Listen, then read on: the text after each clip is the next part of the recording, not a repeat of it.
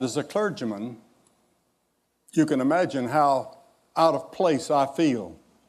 I feel like a fish out of water, or maybe an owl out of the air. I was preaching in San Jose some time ago, and my friend Mark Kwame, who helped introduce me to this conference, brought several CEOs and leaders of some of the companies here in the Silicon Valley to have breakfast with me, or I with them. And I was so stimulated and had such, it was an eye-opening experience to hear them talk about the world that is yet to come through technology and science. I know that we're near the end of this conference, and some of you may be wondering why they have a speaker from the field of religion.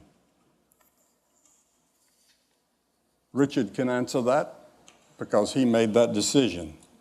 But some years ago, I was on an elevator in Philadelphia coming down. I was to address a conference at a hotel. And on that elevator, a man said, "I hear Billy Graham is staying in this hotel." And another man looked in my direction and said, "Yes, there he is. He's on this elevator with us." And this man looked me up and down for about 10 seconds, and he said, "My, what an anticlimax."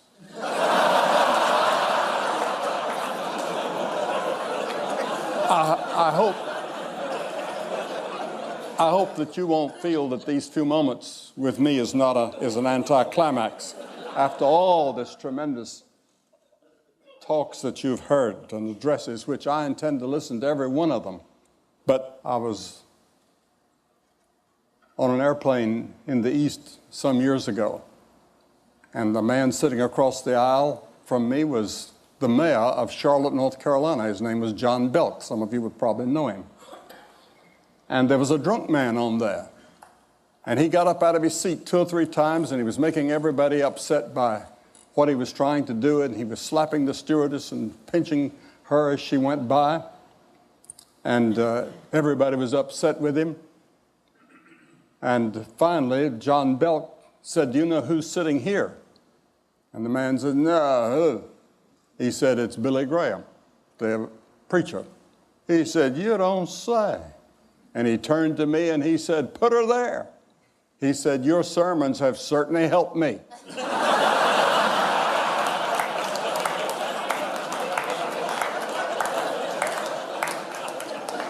And I suppose that that's true with thousands of people.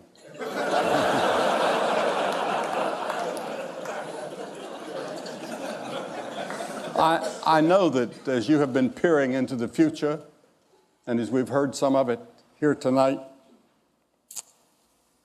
I would like to live in that age and see what is going to be. But I won't, because I'm 80 years old. This is my 80th year. And I know that my time is brief. I have phlebitis at the moment in both legs. And that's the reason I had to have a little help in getting up here, because I have Parkinson's disease in addition to that, and some other problems that I won't talk about. But this is not the first time that we've had a technological revolution. We've had others. And there's one that I want to talk about. In one generation, the nation of the people of Israel had a tremendous and dramatic change that made them a great power in the Near East. A man by the name of David came to the throne, and King David became one of the great leaders of his generation. He was a man of tremendous leadership. He had the favor of God with him. He was a brilliant poet, philosopher, writer, soldier, with strategies in battle and conflict that people study even today. But about 2 centuries before David, the Hittites had discovered the secret of smelting and processing of iron. And slowly that skill spread, but they wouldn't allow the Israelis to look into it or to have any. But David changed all of that, and he introduced the Iron Age to Israel. And the Bible says that David laid up great stores of iron, in which archaeologists have found that in present-day Palestine, there are evidences of that generation. Now, instead of crude tools made of sticks and stones, Israel now had iron plows and sickles and hoes and military weapons. And in the course of one generation, Israel was completely changed. The introduction of iron in some ways had an impact, a little bit like the microchip has had on our generation.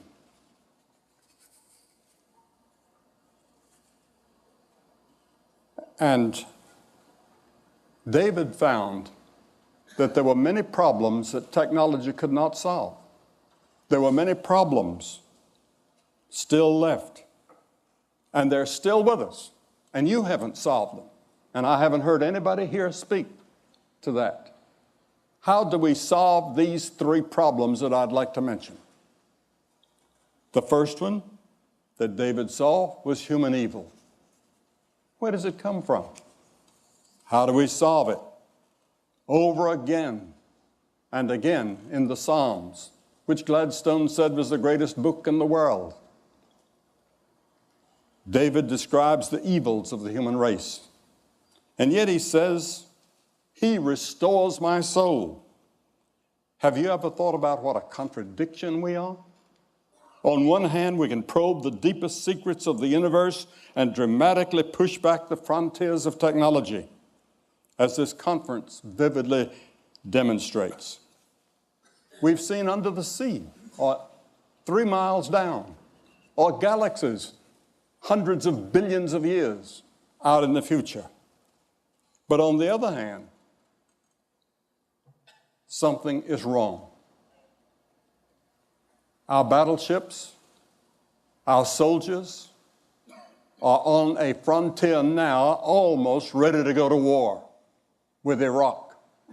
Now, what causes this? Why do we have these wars in every generation and in every part of the world, and revolutions? We can't get along with other people, even in our own families. We find ourselves in the paralyzing grip of self-destructive habits we can't break. Racism and injustice and violence sweep our world, bringing a tragic harvest of heartache and death. Even the most sophisticated among us seem powerless to break this cycle. I would like to see Oracle take up that, or some other technological geniuses work on this. How do we change man so that he doesn't lie and cheat, and our newspapers are not filled with stories of fraud in business or labor or athletics or wherever? The Bible says the problem is within us, within our hearts and our souls. Our problem is that we're separated from our Creator, which we call God. And we need to have our souls restored, something only God can do. Jesus said, "For out of the heart come evil thoughts, murders, sexual immorality, theft, false testimony, slander." The British philosopher Bertrand Russell was not a religious man, but he said, it's in our hearts that the evil lies, and it's from our hearts that it must be plucked out. Albert Einstein, I was just talking to someone when I was speaking at Princeton, and I met Mr. Einstein. He didn't have a doctor's degree because he said nobody was qualified to give him one. But he made this statement. He said, it's easier to denature plutonium than to denature the evil spirit of man. And many of you, I'm sure, have thought about that and puzzled over it. You've seen people take beneficial technological advances, such as the internet we've heard about tonight, and twist them into something corrupting. You've seen brilliant people devise computer viruses that bring down whole systems. The Oklahoma City bombing was simple technology, horribly used. The problem is not technology. The problem is the person or persons using it. King David said that he knew the depths of his own soul. He couldn't free himself from personal problems and personal evils that included murder and adultery. Yet King David sought God's forgiveness and said, "You can restore my soul." You see, the Bible teaches that we're more than a body and a mind. We are a soul. And there's something inside of us that is beyond our understanding. That's the part of us that yearns for God or something more than we find in technology. Your soul is that part of you that yearns for meaning in life and which seeks for something beyond this life. It's the part of you that yearns really for God. I find young people all over the world are searching for something. They don't know what it is. I speak at many universities, and I have many questions and answer periods, and whether it's Cambridge or Harvard or Oxford, I've spoken at all those universities. I'm going to Harvard in about 2 months from now to give a lecture. And I'll be asked the same questions that I was asked the last few times I've been there. And it'll be on these questions. Where did I come from? Why am I here? Where am I going? What's life all about? Why am I here? Even if you have no religious belief, there are times when you wonder that there's something else. Thomas Edison also said, when you see everything that happens in the world of science and in the working of the universe, you cannot deny that there's a captain on the bridge. I remember once I sat beside Mrs. Gorbachev at a White House dinner. I went to Ambassador Dobrynin, whom I knew very well, and I'd been to Russia several times, under the communists, and they'd given me marvelous freedom that I didn't expect. And I knew Mr. Dobrynin very well, and I said, I'm going to sit beside Mrs. Gorbachev tonight. What should I talk to her about? And he surprised me with the answer. He said, talk to her about religion and philosophy. That's what she's really interested in. I was a little bit surprised, but that evening, that's what we talked about. And it was a stimulating conversation. And afterwards she said, you know, I'm an atheist, but I know that there's something up there higher than we are. The second problem that King David realized he could not solve was the problem of human suffering. Writing the oldest book in the world was Job. And he said, man is born into trouble as the sparks fly upward. Yes, to be sure, science has done much to push back certain types of human suffering. But in a few months, I'll be 80 years of age. I admit that I'm very grateful for all the medical advances that have kept me in relatively good health all these years. My doctors at the Mayo Clinic urged me not to take this trip out here to be here. I haven't given a talk in nearly 4 months. And when you speak as much as I do, 3 or 4 times a day, you get rusty. That's the reason I'm using this podium and using these notes. Every time you ever hear me on the television or somewhere, I'm ad-libbing. I'm not reading. I never read an address. I never read a speech or a talk or a lecture. I talk ad-lib. But tonight I've got some notes here so that if I begin to forget, which I do sometimes, I've got something I can turn to. But even here among us,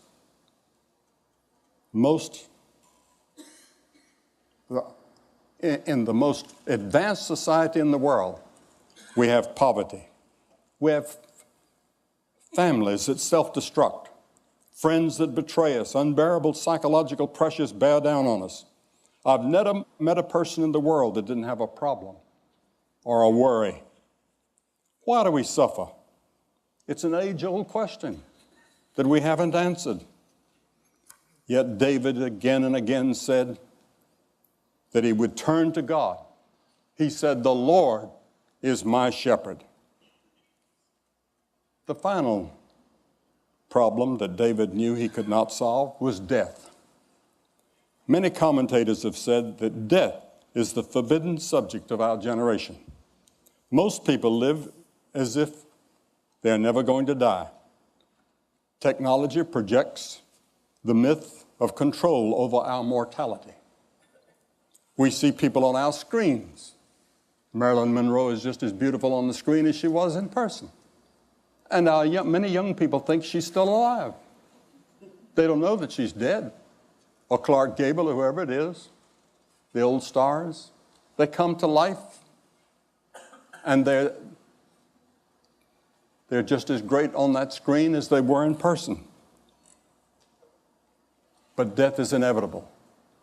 I spoke some time ago to a joint session of Congress last year, and we were meeting in that room, the stature room.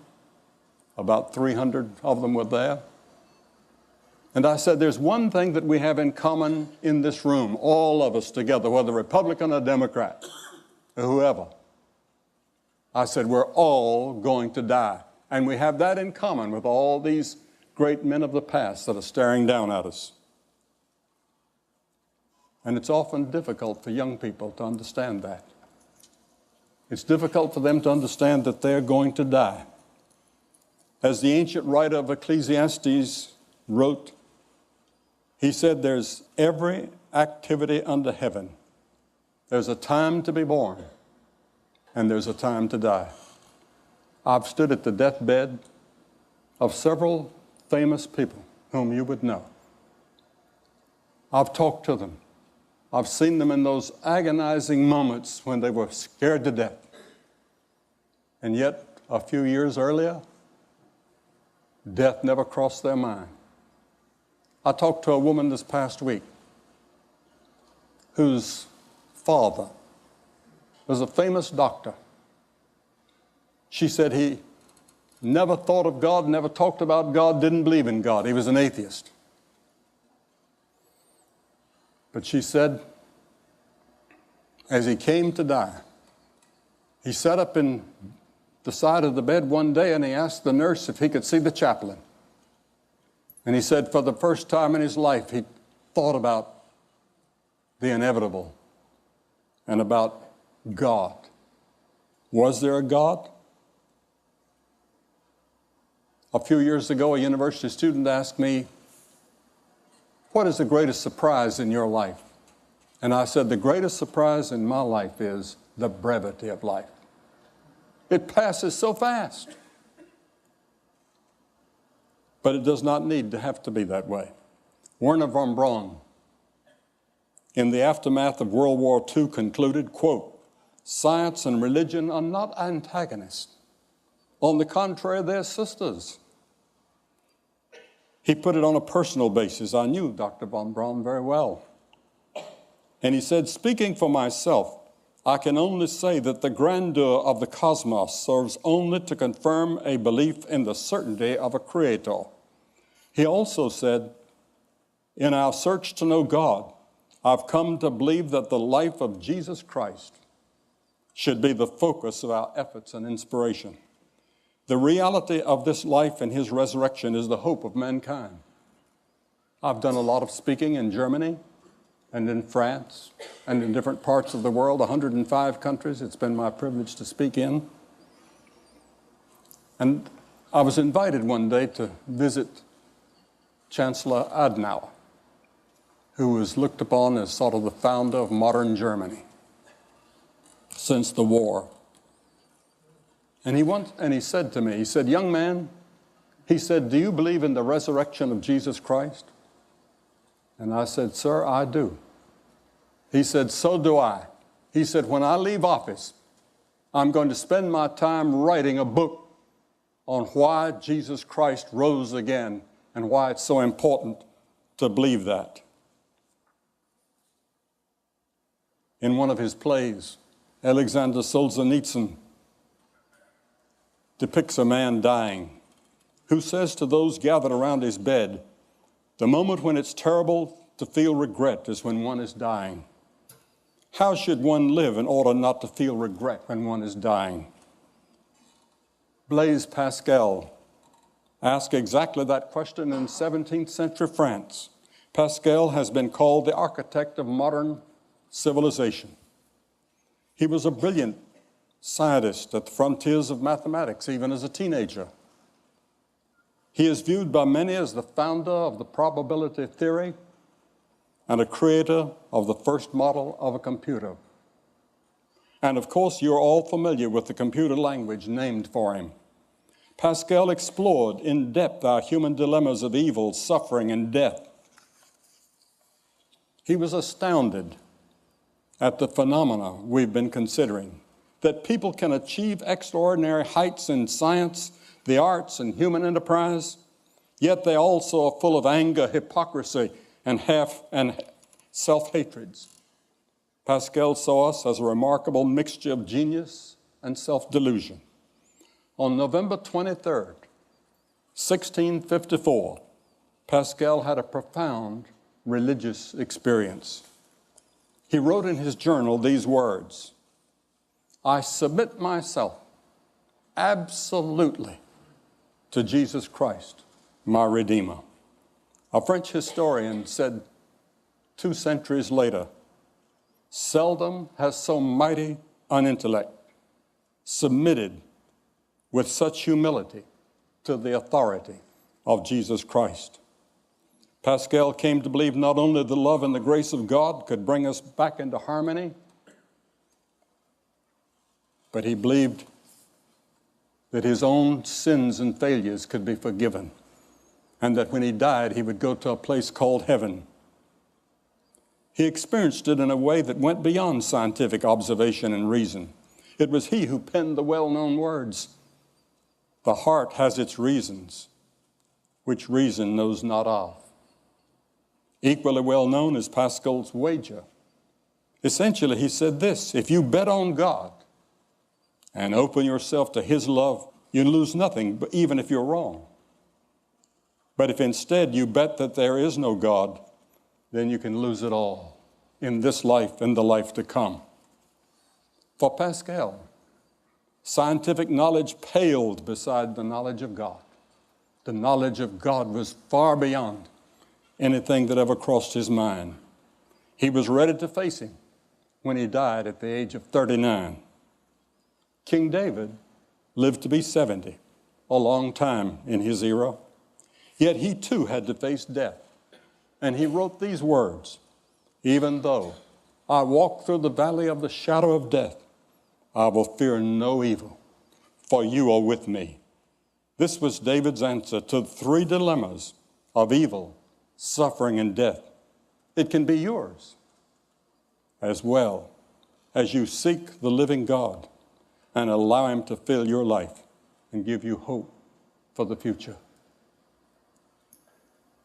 When I was 17 years of age, I was born and reared on a farm in North Carolina. I milked cows every morning and had to milk the same cows every evening when I came home from school. And there were 20 of them that I was responsible for. And I worked on a farm and tried to keep up with my studies. I didn't make good grades in high school.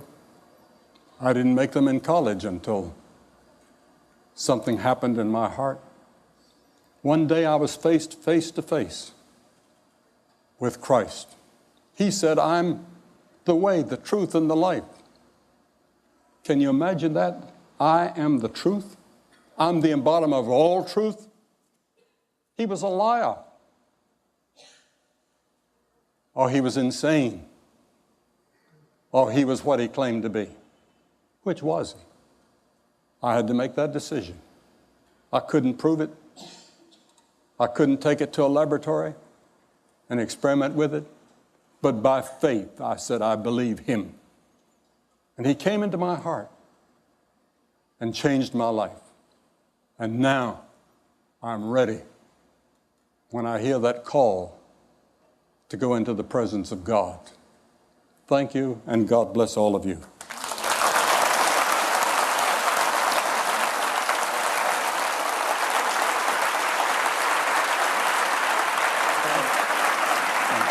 Thank you for the privilege. That's great. You did it. Thank you. Thanks for having us.